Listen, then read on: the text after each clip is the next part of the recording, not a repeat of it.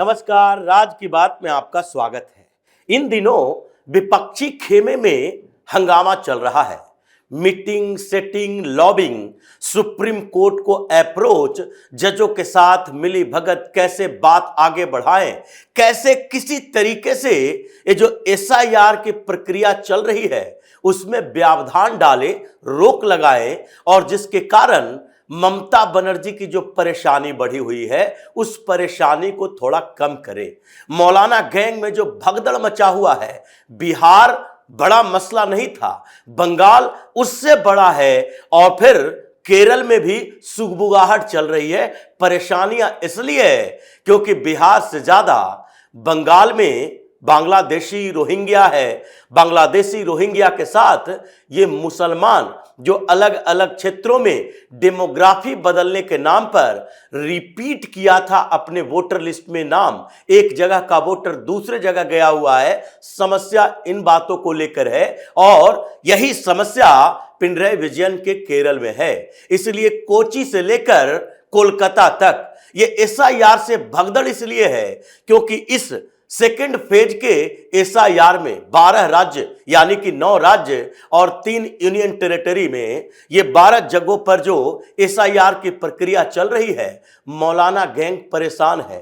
पुडुचेरी में भी परेशानी है और केरल और बंगाल में भी इन लोगों को समस्याएं हो रही है कि अगर ओवरऑल देखा जाए तो कम से कम 1.5 करोड़ मौलाना वोट, मुस्लिमों का 1.5 करोड़ वोट गायब होने वाला है, उड़ने वाला है वोटर लिस्ट से। और इसलिए इनकी समस्या बढ़ी है और फिर ये सेटिंग, गेटिंग, लॉबिंग में लग चुके हैं कि कैसे इसके खिलाफ कोई एक आधार ले आए जिसके कारण कम से कम सुप्रीम कोर्ट में ये लग जाए, याचिका एक्सेप्ट हो जाए और उसके बाद सुप्रीम कोर्ट में जजों का फैसला आ जाए कि नहीं नहीं, अभी तत्काल केरल और बंगाल में इन मामलों में एसआईआर न किया जाए, अभी इसका एक्सटेंड किया जाए समय, ताकि इन दोनों जगहों पर जो चुनाव होने हैं उससे पहले परेशानियां न बढ़े, भगदड़ न बढ़े। और इसीलिए मीडिया में सेटिंग की जा रही है,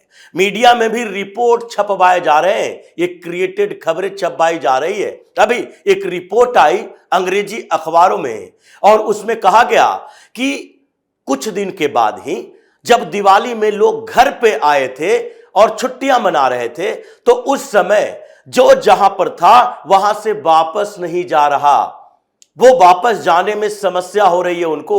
और उसका उदाहरण बंगाल से और उदाहरण केरल से दे रहा है कि पश्चिम बंगाल के लोग जो मुंबई में, जो गुजरात में काम करते थे, उन सारे लोगों को डर सताने लगा है। गुजरात की ट्रेनों से भर भर कर मुसलमान आ रहे हैं पश्चिम बंगाल में क्योंकि उसके घर से फोन आ रहा है कि अगर फॉर्म फिलअप करने के समय खुद प्रेजेंस नहीं रहे, वहां आपकी उपस्थिति नहीं रही तो फिर वोटर लिस्ट से नाम गायब हो जाएगा। और वोटर लिस्ट से नाम जब गायब होगा तो आगे इसका इंपैक्ट केवल वोट पर नहीं पड़ेगा, केवल चुनाव पर नहीं पड़ेगा, बल्कि हमें अगर घर लेना है, प्रधानमंत्री आवास योजना का इस्तेमाल करना है तो उसके लिए भी वोटर लिस्ट में नाम नहीं होगा तो फिर हमें दिया नहीं जाएगा, ये प्रधानमंत्री आवास योजना हमें नहीं मिलेगी। उसके अलावा बहुत सारे जो गवर्नमेंट की स्कीम है, खासकर सेंट्रल गवर्नमेंट की स्कीम, वो हमें नहीं मिलेगा। मनरेगा के जो काम होते हैं उसमें वोटर लिस्ट, आधार कार्ड, ये दोनों को जरूरत होती है, इसलिए आप मनरेगा मजदूर नहीं बन पाएंगे। अभी मनरेगा एक बड़ी समस्या पश्चिम बंगाल में चल रही है, इसलिए ये ममता बनर्जी सुप्रीम कोर्ट आए और सुप्रीम कोर्ट में इसकी सुनवाई चली। सुप्रीम कोर्ट ने केंद्र सरकार को निर्देश दिए कि नहीं, आपको मनरेगा का पैसा देना पड़ेगा ममता बनर्जी। और ममता बनर्जी ये कह रही है हमने तो 4000 करोड़ दे दिया है, केंद्र सरकार अपनी हिस्सेदारी नहीं दे रही है, काम नहीं चल रहा है, लाखों लोग ऐसे ही बैठे हुए हैं, उनको रोजगार नहीं दे पा रहे हैं मनरेगा के कारण। तो यह समस्या सुप्रीम कोर्ट में आई थी तो सुप्रीम कोर्ट ने केंद्र सरकार को नोटिस जारी किया। उसके बाद हुआ क्या, केंद्र सरकार ने सीधे तौर पर कहा नहीं, हम कंडीशन रखेंगे, क्योंकि हमारे सामने जो रिपोर्ट है उस रिपोर्ट में साफ तौर पर देखा गया है कि ममता बनर्जी के राज्य में कई ऐसे अनियमितता है जिसमें सामान्य लोगों को मनरेगा का पैसा नहीं जाता, वहां उन लोगों को काम नहीं मिलते, बल्कि टीएमसी के नेताओं कार्यकर्ताओं के खाते में जाते हैं। ये लाखों ऐसी रिपोर्ट आई, इसी के कारण रोका गया है। और फिर जब केंद्र सरकार ने यह कहा कि नहीं हम आगे डालेंगे पैसा, लेकिन उसके लिए कंडीशन लगा दिया गया निगरानी का। ये निगरानी होगी, ये ममता बनर्जी के कंट्रोल में नहीं रहेगा। लेकिन खैर ये समस्या अपनी जगह चल रही थी और एसआईआर की समस्या आई तो उसमें ये जो क्रिएटेड, ये जो खबरें बनाई जाती है, जो मीडिया के माध्यम से प्रेशर डालने की कोशिश की जा रही है, उसके लिए भी सेटिंग चल रही थी कि ये रिपोर्ट्स सामने आ दिए जाते हैं कि देखिए कैसे समस्याएं बढ़ रही है। वहां से लोग, मजदूर जो घर आया था वो वापस नहीं जा रहा।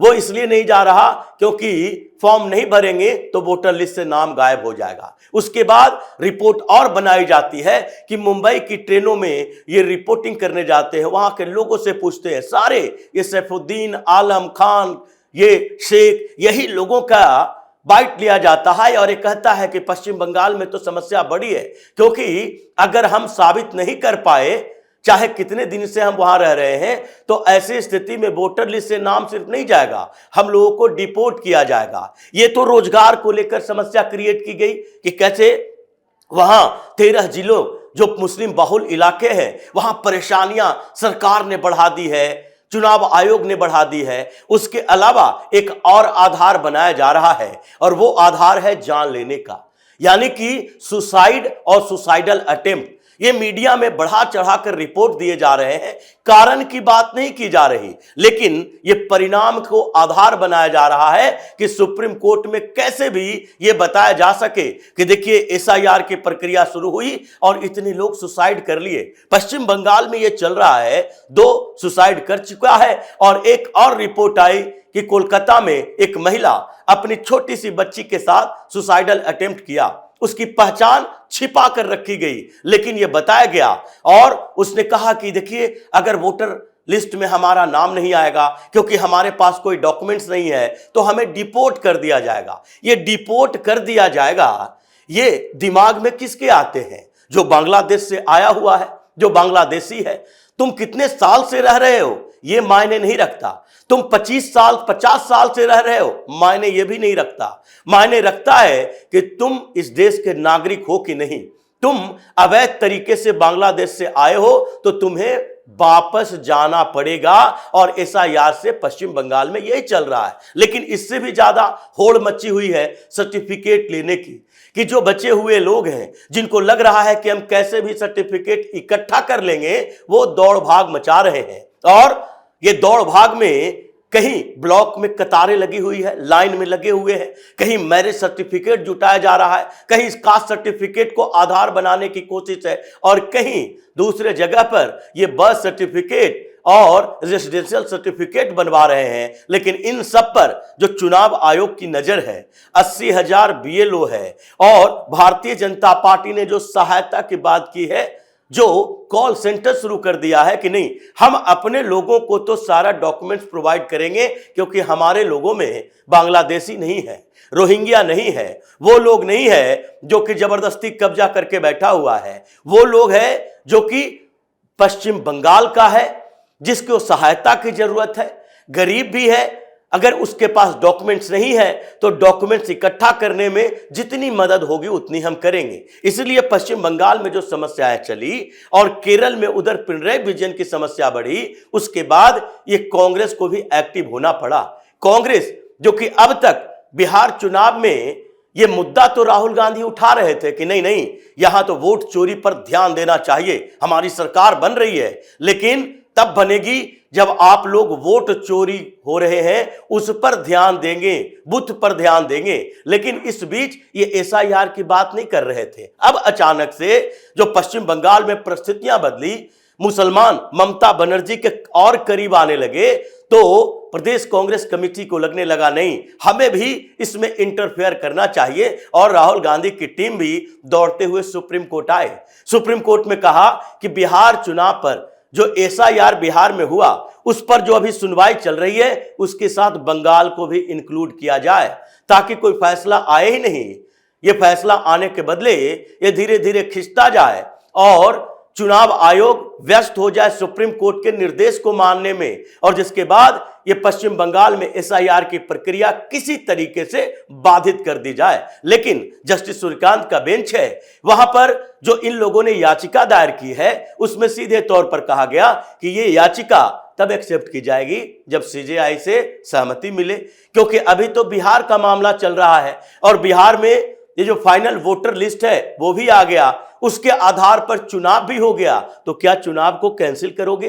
क्या ये कहोगे कि वोटर लिस्ट जो बने उसमें अनियमितता पाई गई है इसलिए चुनाव को ही रद्द कर दो? क्या ये सुप्रीम कोर्ट ऐसा कर सकता है? तो जो परिस्थितियां बनी एसआईआर को लेकर पश्चिम बंगाल से लेकर केरल तक, ये परिस्थितियों में आजकल ममता बनर्जी, राहुल गांधी सब इकट्ठा होने की कोशिश कर रहे हैं इतने समय के बाद। हालांकि भले ही कांग्रेस वामपंथी पार्टियां ममता बनर्जी के खिलाफ है पश्चिम बंगाल में, लेकिन सब इकट्ठा हो रहा है और सुप्रीम कोर्ट से ममता और राहुल दोनों को भगा दिया जजों ने कि नहीं नहीं, अभी इस मुद्दे पर जो सुनवाई चल रही है वही होगी, आगे आप लोग फिर से आओ। हालांकि सुप्रीम कोर्ट के अंदर जो इन लोगों की व्यवस्था है वो फेल नहीं होगा, सुप्रीम कोर्ट में सुनवाई होगी। कल से फिर सुनवाई है 11 तारीख को, जिसमें तमिलनाडु से डीएमके की तरफ से याचिका दी गई थी, उसको इंक्लूड कर लिया गया है। लेकिन आगे ये पश्चिम बंगाल को भी इसमें शामिल करने का मतलब है कि धीरे धीरे ये परिस्थितियां बदलेगी और पश्चिम बंगाल में यह आरोप लगाया जाएगा कि लोग मर रहे हैं, भाग रहे हैं, अलग अलग क्षेत्रों में जा रहे हैं। इसलिए पलायन को रोकने के लिए, भगदड़ को रोकने के लिए, ये जो सुसाइड हो रहा है उसको रोकने के लिए एसआईआर को रोक दिया जाए। लेकिन इनके सारे पैंतरों को चुनाव आयोग ने समझ लिया है, सिमुल्टेनियसली तैयारी कर रही है कि हमको राज्य में कैसे जवाब देना है और फिर उसके बाद सुप्रीम कोर्ट में क्या जवाब देना है। जो बिहार चुनाव के पहले एसआईआर हुआ, उस प्रक्रिया के तहत जो एसआईआर पर इन लोगों ने सुप्रीम कोर्ट में पैंतरे लाए और उसमें चुनाव आयोग को यह पता चल गया है कि अब इनका काट हमें क्या क्या देखना है, इसलिए बंगाल में सावधानी बरती जा रही है। और तभी ममता बनर्जी बेचैन है, परेशान है और फिर से कोई नया तिकड़म भिड़ाने की कोशिश कर रही है। तो इसी तरह की खबरों के साथ फिर से हाजिर होंगे, तब तक के लिए बने रहिए हमारे साथ और देते रहिए हमें सहयोग, ताकि इसी तरह की खबर हम आपके लाते रहें। धन्यवाद।